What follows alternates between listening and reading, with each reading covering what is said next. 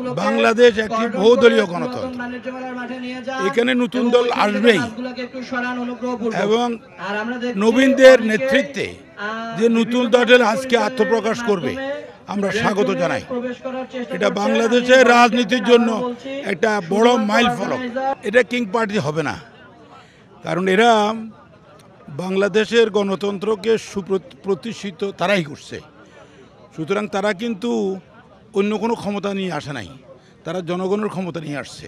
সুতরাং এইটাকে কিং পার্টির সাথে মিলানো যাবে না, এটা জনগণের শক্তির বহিঃপ্রকাশ।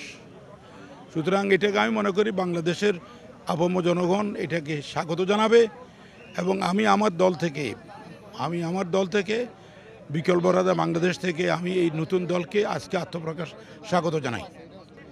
এই উপমহাদেশের সবচেয়ে প্রাচীনতম দল হিসাবে বাংলাদেশ মুসলিম লীগ মনে করে যে একটা দেশে যখন একটি রাজনৈতিক শূন্যতা হয় তখন একটি নতুন দলের আবির্ভাব ঘটে। 2024 সালের 5ই আগস্ট যে বিস্ময়কর ঘটনাটা ঘটেছে এটা কিন্তু কোনো রাজনৈতিক দলের নেতৃত্বে হয় নাই।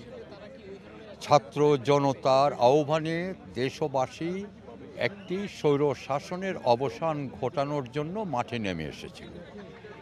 কোনো রাজনৈতিক কর্মসূচি আর তাদের মধ্যে ছিল না। আজকে এতদিন পরে এরা একটা রাজনৈতিক দল গঠন করার উদ্যোগ নিয়েছে, এটা ভালো। এটা বহুদলীয় গণতন্ত্র। তো প্রথম প্রবক্তা ছিলেন খন্দকার মুশতাক আহমেদ।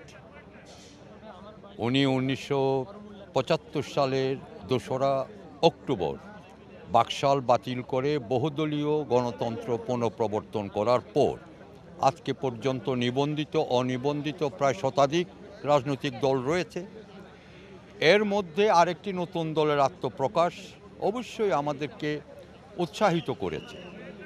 একটি রাজনৈতিক দল জনগণের কাছে প্রতিষ্ঠিত হতে গেলে তার দীর্ঘ একটি সময়ের প্রয়োজন হয়। এখন সেই সময়টুকু পর্যন্ত তাদেরকে অপেক্ষা করে জনগণের কাছে তাদের গ্রহণযোগ্যতাটাকে সুদৃঢ় করতে পারলে